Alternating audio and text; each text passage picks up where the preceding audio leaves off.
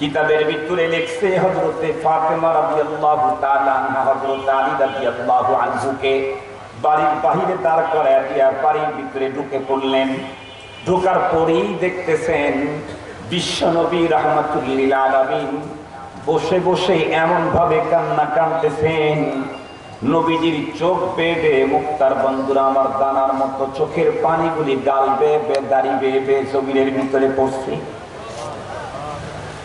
মুসলমান আপনারা বলুন তো দেখি, ছেলেও বাবার, মেয়েও বাবার, ছেলেদের মহব্বতের তুলনায় মেয়েদের মহব্বত বাবা মায়ের প্রতি কম না বেশি?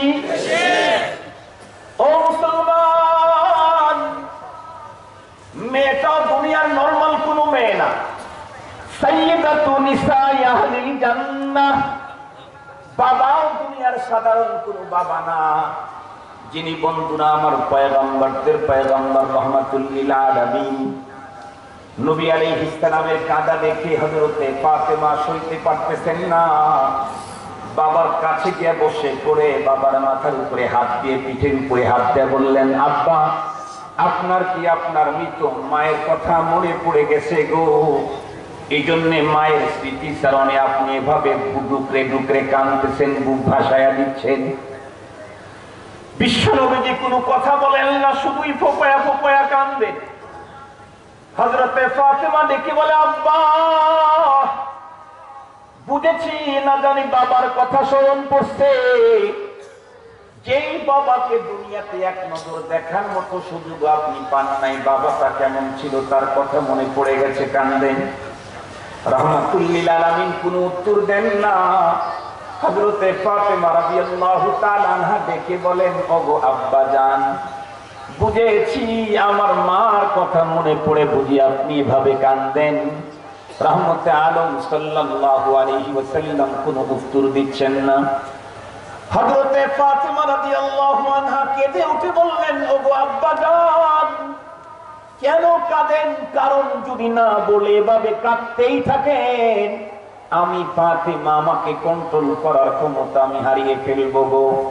এই কথা বলতেই রহমতে আলম সাল্লাল্লাহু আলাইহি ওয়াসাল্লাম হযরতে ফাতেমাকে ডেকে বললেন, মা গো, বাবার স্মৃতি স্মরণে কাঁদি না, মায়ের কথা মনে পড়ে কাঁদি না, তোমার মার কথা মনে পড়েও কাঁদি না। মা, আমি একটা বিশেষ কারণে কাঁদি। কি হয়েছে আব্বু বলেন? বিশ্ব নবীজি বললেন, মা গো, আমার আল্লাহ পাক আমাকে বড় আদর করে, বড় দয়া করে ভালোবেসে আমাকে দাওয়াত করে তার আরশ পর্যন্ত নিয়ে গিয়েছিলেন। আমি আল্লাহ পাকের আরশে আজিম পর্যন্ত গিয়েছিলাম। মেরাজের রাত্রে রব্বুল আলামিন তার দুইটা প্রজেক্ট আমাকে দেখার জন্য বললেন। রব্বে কারীম আমাকে ডেকে বললেন, ওগো আমার হাবিব, আমার দুইটা প্রজেক্ট আপনি আপনার নিজের চোখে প্রদক্ষিণ করেন, দেখেন, তারপরে যাবেন। একটা প্রজেক্টের নাম জান্নাত, আর একটা প্রজেক্টের নাম জাহান্নাম। মা, আমি যখন জাহান্নামের প্রজেক্টের ভিতরে যখন ঢুকলাম, জাহান্নামের ভিতরে আমি উকি দিয়ে তাকায় দেখলাম জাহান্নামের অধিকাংশ অধিবাসী হলো নারীর দল। মাগো শোনো, শুধুমাত্র কেবলমাত্র জাহান্নামের অধিবাসী অধিক নারীদেরকে দেখেছি তাই না, জাহান্নামের ভিতরে নারীদেরকে যেই সয় পদ্ধতিতে আযাব দেওয়া হচ্ছে, ওই আযাবের দৃশ্যের কথা আমি রাহমাতুল লিল আলামিনের হঠাৎ করে মনে পড়ে গেছে। ও আযাবের দৃশ্যের ভয়াবহতা আমি নিজেই সইতে পারতেছি না, আমার চোখের পানি আমি নিয়ন্ত্রণ করতে পারি নাই। আমি মুসলিম মাদেরকে বলতে চাই, ও মা, যেই পয়গম্বরের হাতের ভিতরে শাফাতে কুবরার চাবি, যেই পয়গম্বরের পূর্বাপর জীবনের সব গুনাহ মাপের ঘোষণা আল্লাহ পাক আগে দিয়ে দিয়েছেন, যেই পয়গম্বর জান্নাতের ভিতরে না ঢুকলে আদম পয়গম্বরও জান্নাতে ঢোকার কোনো সুযোগ নাই, সেই পয়গম্বর জাহান্নামের ভিতরে দেখা শাস্তির দৃশ্যের কথা মনে পড়ে কাঁদেন, তাহলে ওই দৃশ্যটা কত সিরিয়াস, ভয়াবহ হবে। ফাতেমা রাদিয়াল্লাহু আনহা তখন কাঁদা শুরু করে দিলেন। দেখে বললেন, আব্বা জান, কি কি পদ্ধতিতে জাহান্নামের ভিতরে নারীদের শাস্তি হয়, কথাগুলি যদি আপনি আমাকে বলতেন আমার তো অন্তর তো কেঁপে উঠছে। রাহমতে আদম সাল্লাল্লাহু আলাইহি ওয়াসাল্লাম তখন বর্ণনা দেওয়া শুরু করলেন। আমি 6টা পদ্ধতির কথা বয়ান করব না, মাত্র 2টা পদ্ধতির কথা বলে মূলত জাহান্নামের আযাবের ভয়াবহতা আপনাদেরকে একটু টাচ করানো আমার লক্ষ্য। বিশ্বনবীজি দেখে বলেন, ও মা, এক প্রকারের মেয়েদেরকে আমি জাহান্নামের ভিতরে এই পদ্ধতিতে শাস্তি দেওয়া দেখলাম। ওই নারীদের স্তনের ভিতরে বর্ষি ঢুকাইয়া তামাম বডিটাকে স্তনের বর্ষির উপরে ঝুলন্ত অবস্থার ভিতরে জাহান্নামের আগুনের ভিতরে পোড়ায়। স্তন এত বড় স্পর্শকাতর একটা মেয়েদের অঙ্গ, এর ভিতরে বর্ষি ঢুকাইয়া এমনি যদি ঝুলে রাখে, এ জাতীয় শাস্তির চাইতে তো মরণই সহজ। সেখানে বন্ধুরা আমার শুধু স্তনের ভিতরে বর্ষি ঢুকাইয়া ঝুলাইয়াই রাখে নাই, জাহান্নামের আগুনের ভিতরে এমন ভাবে ঝুলা রাখছে, নিচের দিক থেকে ডান দিক থেকে বাম দিক থেকে সামনে পিছনের দিক থেকে আগুন এমন ভাবে পোড়াইতেছে, মেয়েটির মাথার মগজগুলি টকবক টকবক করতে আছে, চিৎকার মেরে কাঁদতে আছে, বাঁচাও বাঁচাও। আওয়াজে বন্ধুরা আমার কয়েকজন মানুষ যদি যাইতে থাকে তার দিল ফেটে চৌচির হয়ে যাবে। কথা শোনার পরে হযরতে ফাতেমা রাদিয়াল্লাহু আনহা শঙ্কিত হয়ে গেলেন। এ মুসলিম নারী, ভালো করে শোনো, যে নারীটাকে আল্লাহর পয়গম্বর দুনিয়া থেকে জান্নাতি হওয়ার সুসংবাদ শুরু দিয়েছেন তাই না, বরং পয়গম্বর যার সম্পর্কে বলছেন সাইয়্যিদাতু নিসাই আহলিল জান্নাহ, জান্নাতের নারীদের সরদারিনী, জাহান্নামের চূড়ান্ত ভয়াবহ আযাবের দৃশ্যের কথা শুনে কাঁপতে কাঁপতে আব্বাকে ডেকে বললেন, আব্বা জান, অতি দ্রুত বলেন গো, কোন অপরাধের কারণে জাহান্নামের ভিতরে এভাবে পোড়ানো হয়? আমার দিলের ভিতরে প্রকম্প তৈরি হয়ে গেছে, না জানি আমি ফাতেমা ওই অপরাধের অপরাধী কিনা, ওই জাতীয় আযাব সহ্য করার যোগ্যতা তো আমার নাই। বিশ্বনবীজি তখন ডেকে বললেন, ও মা, এই নারী হলো ওই নারী, এরা হলো ওই সমস্ত নারী যেই সমস্ত নারীরা তাদের ঘরের ভিতরে স্বামী থাকতে ভিন্ন বেগানা পুরুষের সঙ্গে এনজয় করেছে। খুব ভালো করে বুঝবেন, যেই সমস্ত নারীদের স্বামী থাকতে ভিন্ন পুরুষের সঙ্গে এনজয় করেছে, কথাবার্তা বলেছে, পার্কে পার্কে ঘুরেছে, রাস্তার হোটেল গরম করেছে, বলুন তো দেখি এই জাতীয় নারী বর্তমান সমাজে কম না বেশি? দিন যত গড়তেছে এই অপরাধের প্রবণতা তত চূড়ান্ত ভাবে বাড়তেছে। এখন তো আদালতে গিয়ে দেখবেন অধিকাংশ কেস হলো স্বামী স্ত্রীর কলহ গন্ডগোল। দিন যত গড়াচ্ছে বিবাহ বিচ্ছেদ অনাকাঙ্ক্ষিত ভাবে বেড়ে যাচ্ছে। কথা বলেন না কেন? কথা বলেন না। আমার প্রোগ্রাম ছিল গত বছরের কথা বলতেছি, কুষ্টিয়ার ঘেরামারাতে এক লোক দৌড়ে আমার কাছে আসতে হাঁপায়া। আমি বললাম, ভাই হুজুর, আমি একটা জরুরি কথা বলতে আসছি। কি কথা? হুজুর, চূড়ান্ত বিবাহ বিচ্ছেদ বেড়ে গেছে, বিবাহ যাতে বিচ্ছেদ না ঘটে এই ব্যাপারে আপনি একটু ওয়াজ করবেন। তো আমি আলহামদুলিল্লাহ, আমাকে যেহেতু ওয়াজ করতে বলা হয়েছে তো আমি একটা মেডিসিন বললাম, কিন্তু আমার মেডিসিনটা মিষ্টি না, সাংঘাতিক তিতা। আমি যে মেডিসিন বলেছি ওই মেডিসিন মিষ্টি না, ওটা অনেক তিতা।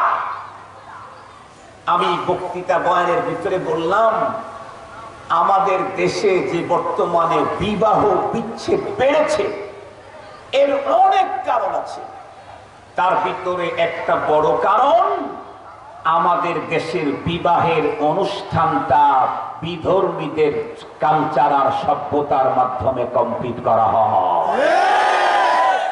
এটা একটা বড় কারণ।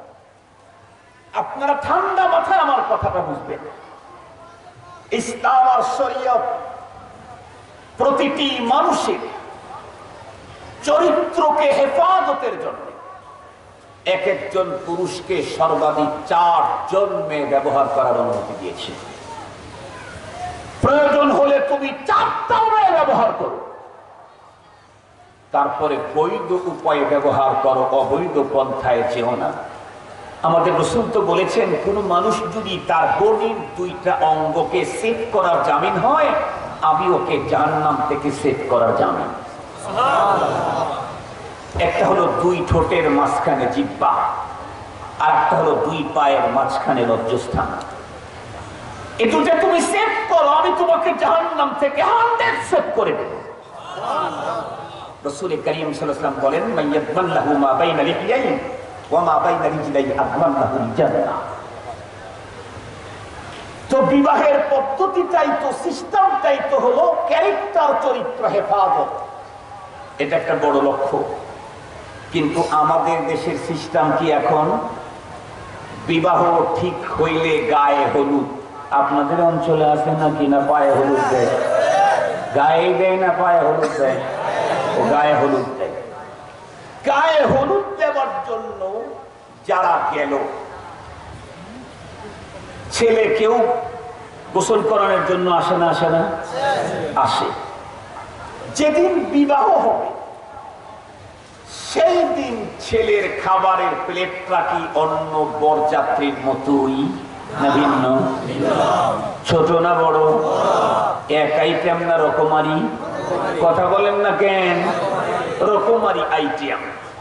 জিজ্ঞাসা করতে চাই, এই প্লেটটা নিয়ে বরকে দেওয়ার জন্য যায় পুরুষেরা?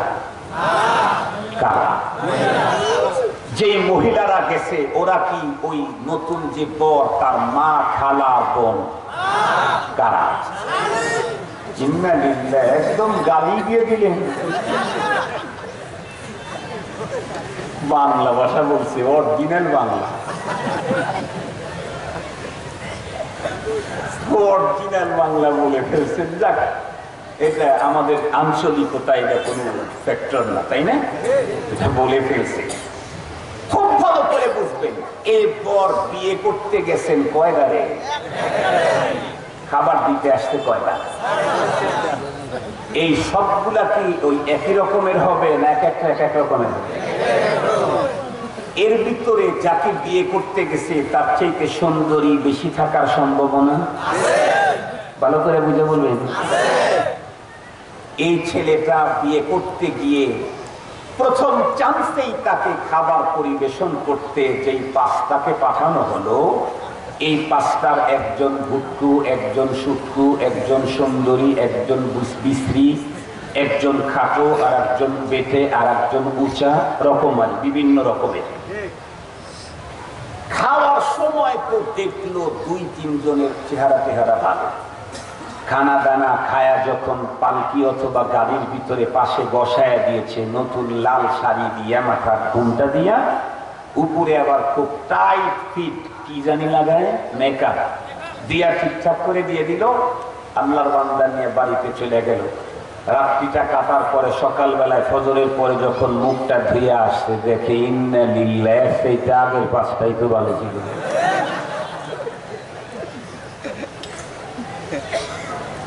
বিবাহের অনুষ্ঠানে বিবাহ বন্ধন নষ্ট করার জাল ছড়ানো হয়।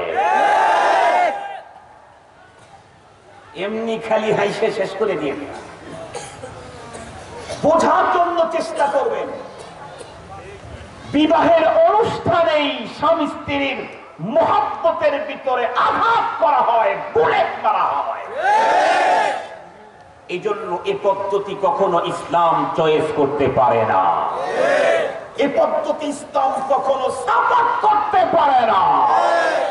মুসলমানদেরকে বলতে চাই, বিবাহ একটা ওয়াজিব দায়িত্ব। ওয়াজিব দায়িত্ব, ইসলামের পদ্ধতি, ইসলামের সিস্টেম, এটা পালন করতে হবে ইসলামের পদ্ধতিতেই। বাইরে ভিন্নদের পদ্ধতিতে কখনো ইসলাম বাস্তবায়ন হতে পারে না। বন্ধ করে দেন, পারবেন? বন্ধ করতে পারবেন?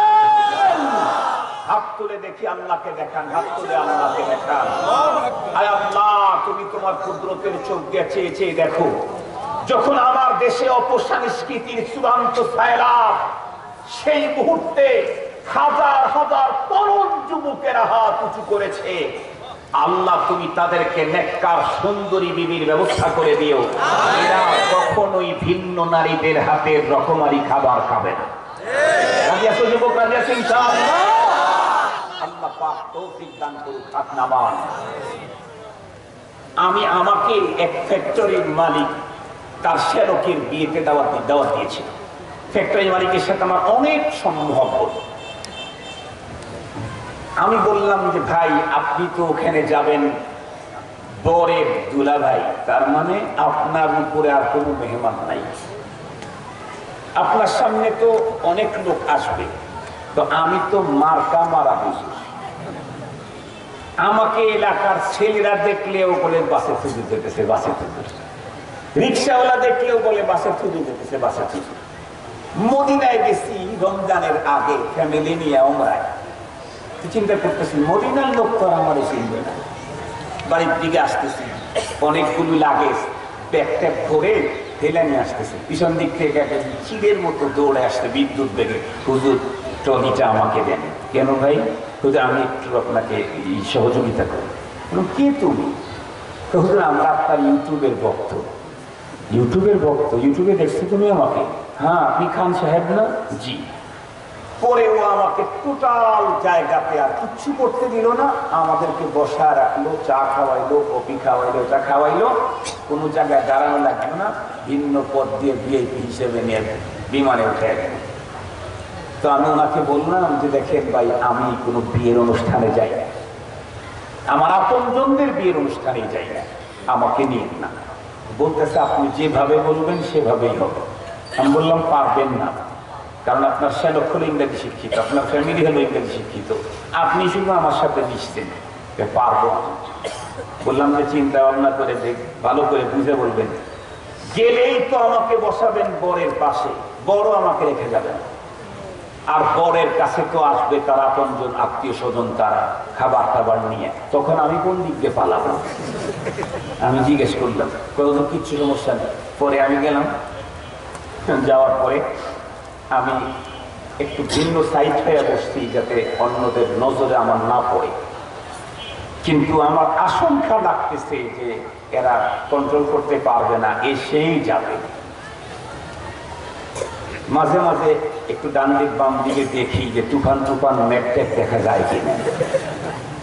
কিছুক্ষণ পরে দেখি হ্যাঁ সত্যি তো পশ্চিম দিকে মেঘ। আমি বললাম ভাইয়া, আমি এখন কোন রাস্তায়? আমি এখন কোন রাস্তায়?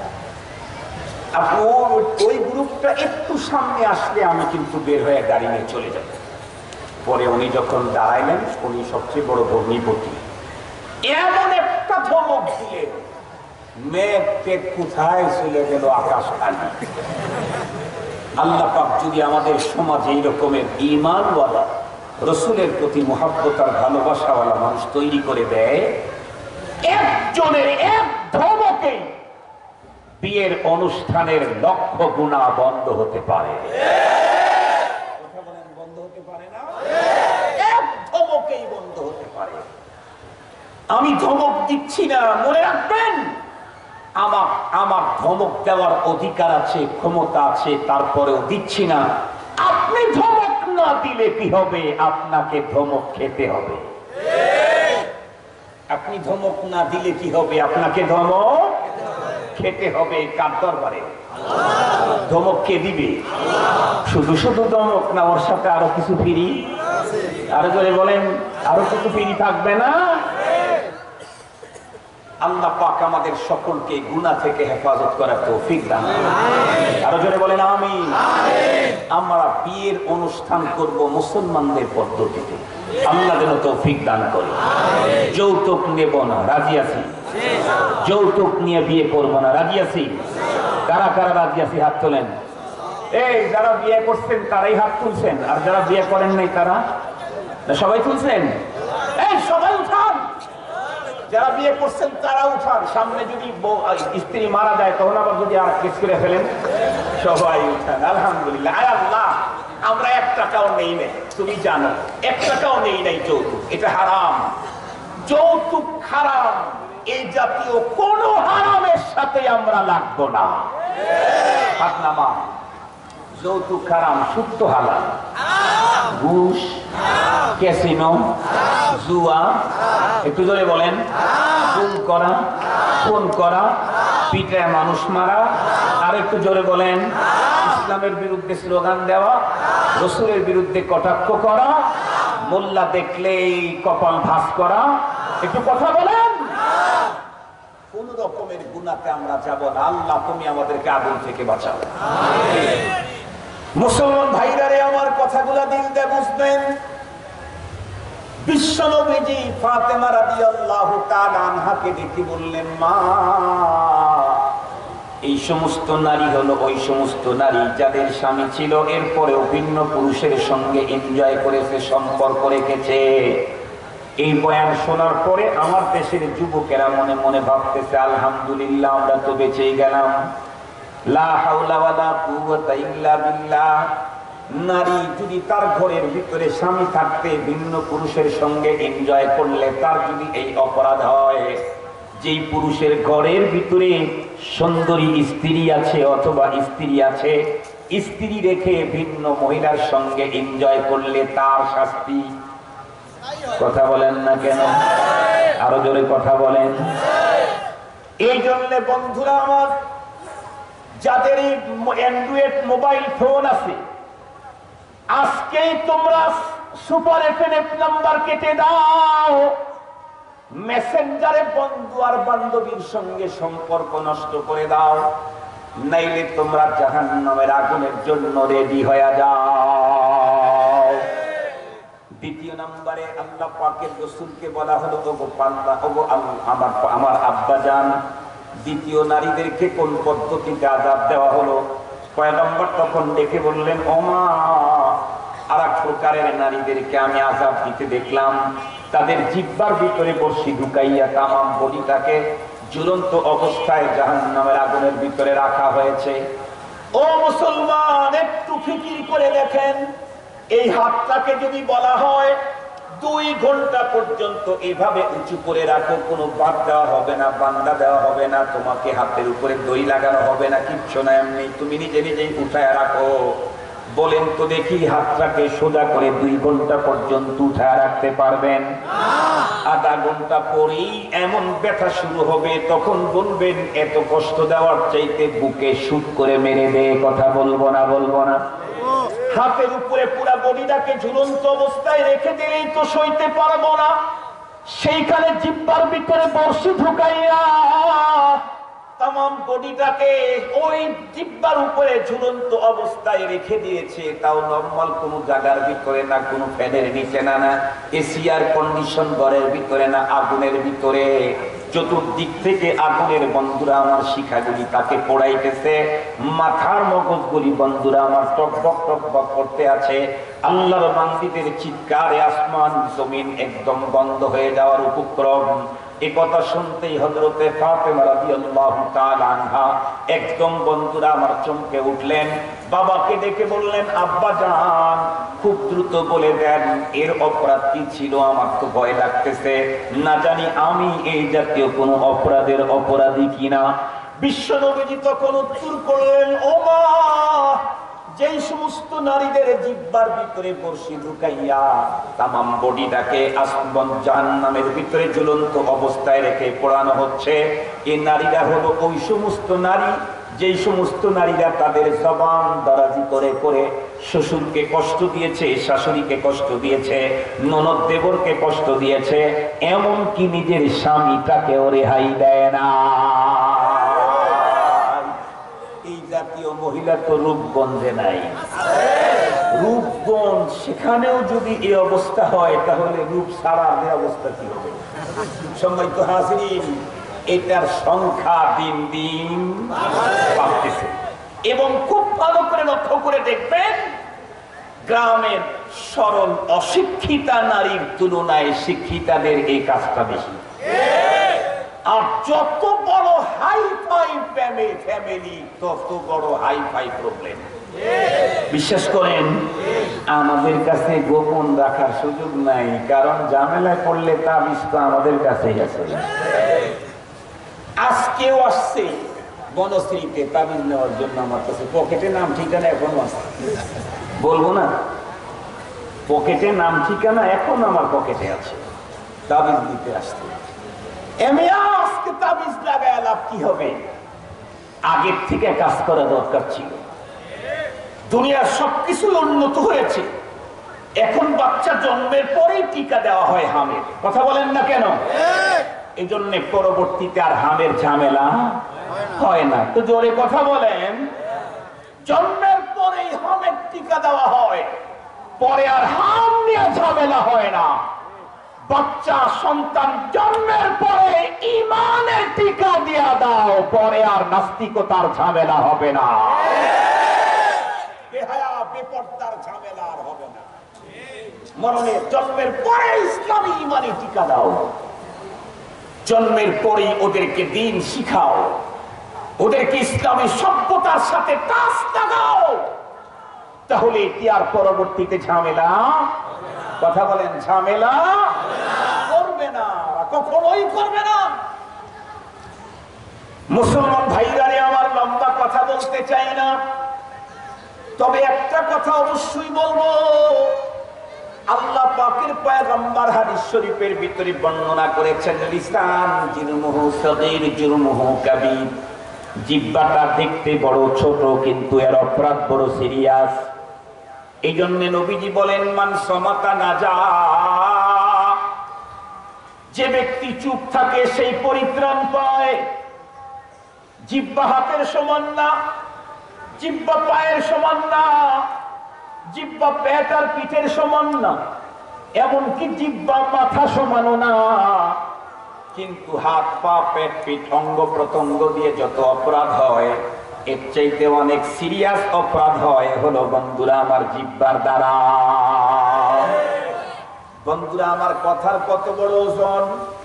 একজন মানুষ 2000 বছর পর্যন্ত দুনিয়াতে হায়াত পেয়েছিল, 2000 বছর পর্যন্ত তরফাত আইন, চোখের মটক ফেলতে যতটুকুন টাইম, এতটুকুন না ফরমানি করে নাই। জীবনের শেষ পর্যায়ে এমন একটা কথা মুখ থেকে বের করে দিল, 2000 বছরের তামাম সঞ্চিত সম্পদ এক কথাই শেষ। মুসলমান, আমাদের বক্তৃতায় যদি আপনাদের কথা কত বড় ওজন, এটা যদি আমাদের বক্তৃতায় আপনাদের বুঝে না আসে, তাহলে আমি আপনাদেরকে মশওয়ারা দেব, অল্প কয়েক টাকা ব্যয় করে আমাদের টাঙ্গাইলে যাবেন। টাঙ্গাইলের একজন বন্ধুরা আমার প্রবীণ রাজনীতিবিদ লতিফ সিদ্দিকীর নাম শুনছেন না শোনেন নাই? ওর কাছে গিয়ে বসবেন আর জিজ্ঞাসা করবেন, ভাই কথার কত বড় ওজন। সে আপনাকে পুরাপুরি বুঝাইয়া দিবে। এই লতিফ সিদ্দিকী বাংলার মাটিতে বক্তব্য দেয় নাই, 7 সমুদ্র 13 নদী পর আমেরিকার জমিনে এমন এক বক্তব্য দিল, এই বক্তব্য এত বেশি পাওয়ারফুল হলো, তার মন্ত্রিত্ব চলে গেল, এমপিত্ব চলে গেল, দলীয় পদটা তো চলে গেল, শেষ পর্যন্ত দুদকের ধাক্কায় বন্ধুরা আমার বন্দী জীবনের ভিতরে আছে। যখন জামিনের জন্য আবেদন করে, তার ফাইল গুলাকে এখন ছুড়ে মারা হয়। কথা বড় সিরিয়াস, জবান বড় সিরিয়াস। এই জন্য কথা বলার আগে ভাবো, তারপরে কথা বলো। আগে ভাবো, তারপরে কথা বলো। যতক্ষণ বলি নাই ততক্ষণ আমার কন্ট্রোলে, মুখে যখন বলে ফেলেছি এখন আর আমার কন্ট্রোলে নাই। এদেশের কত বড় বড় এক্সপার্ট রাজনৈতিক নেতা 5 মিনিটের বক্তব্য দিতে গিয়া এমন এক কথা বের হয়ে গেছে, মাসের পরে মাস পত্রিকায় শুধু ওইটাই লেখে। এরকম হয়েছে না হয় নাই? কথা বলেন, হয়েছে না হয় নাই? সম্মানিত হাজিরিন, এই জন্য জবানকে কন্ট্রোল করতে হবে। আল্লাহ পাক দেখার জন্য কি দিয়েছেন? শোনার জন্য কি দিয়েছেন? গ্রাম নেওয়ার জন্য কি দিয়েছেন? বলেন তো দেখি, একটা একটা দিয়েছেন না দুলে দুলে দিয়েছেন? কান কয়টা? দেখার জন্য চোখ কয়টা, ঘ্রাণ নেওয়ার জন্য নাকের ছিদ্র কয়টা, বলার জন্য মুখ কয়টা। কি বোঝা গেল?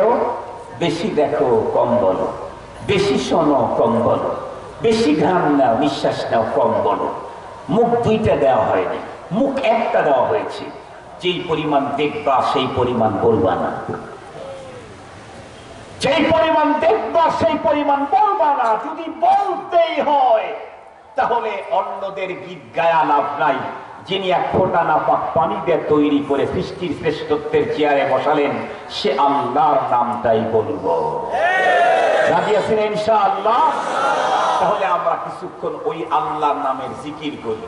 লা ইলাহা ইল্লাল্লাহ, লা ইলাহা ইল্লাল্লাহ, লা ইলাহা ইল্লাল্লাহ, লা ইলাহা ইল্লাল্লাহ, লা ইলাহা ইল্লাল্লাহ, লা ইলাহা ইল্লাল্লাহ, ইল্লাল্লাহু ইল্লাল্লাহ, লা ইলাহা ইল্লাল্লাহ, লা ইলাহা ইল্লাল্লাহু মুহাম্মাদুর রাসূলুল্লাহ।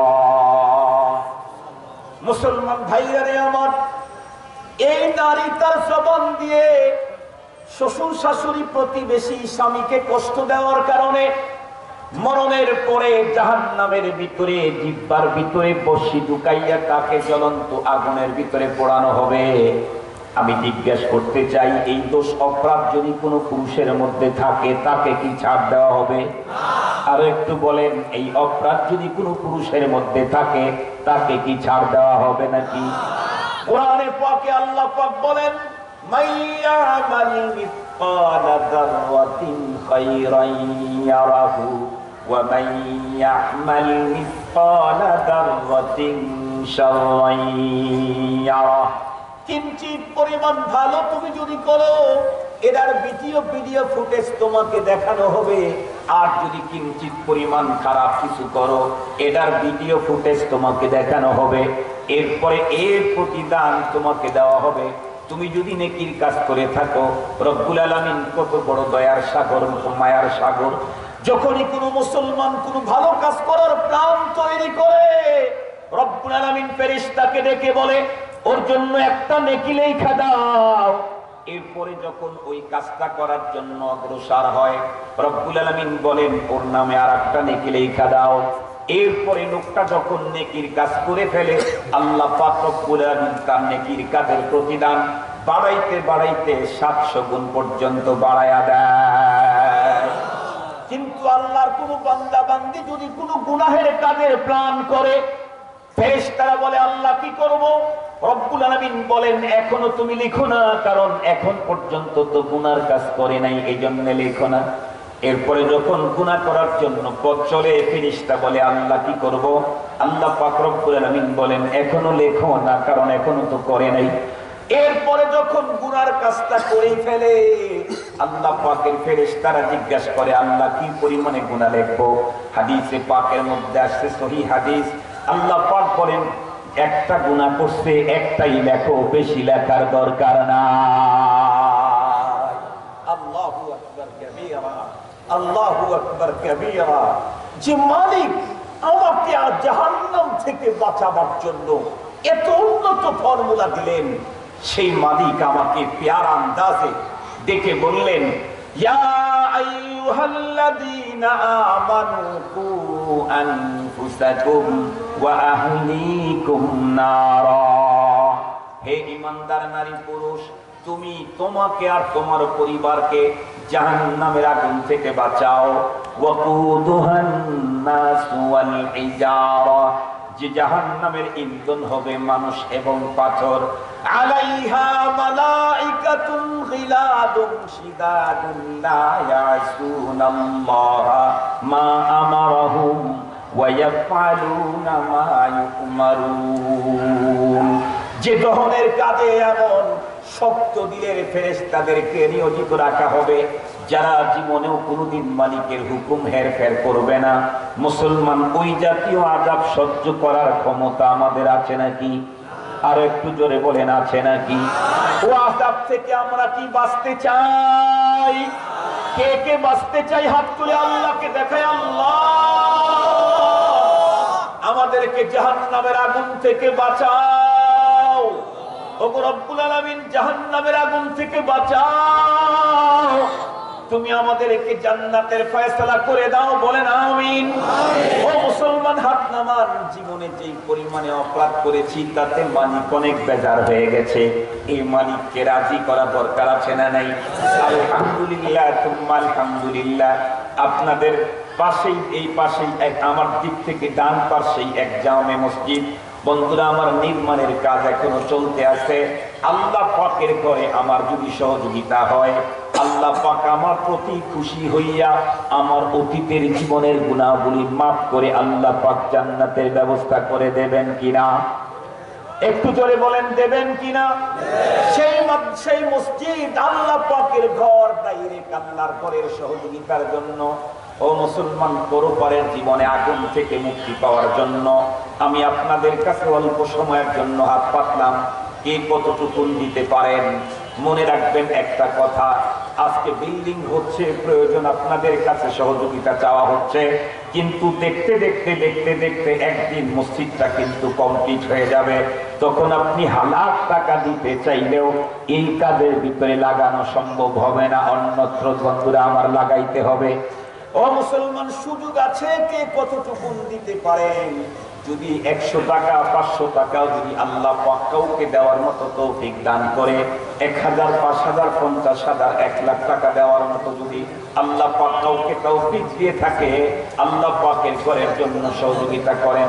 ইন তানসুরুল্লাহা ইয়ানসুরকুম ওয়া ইউতাব্বিত আকদামাকুম।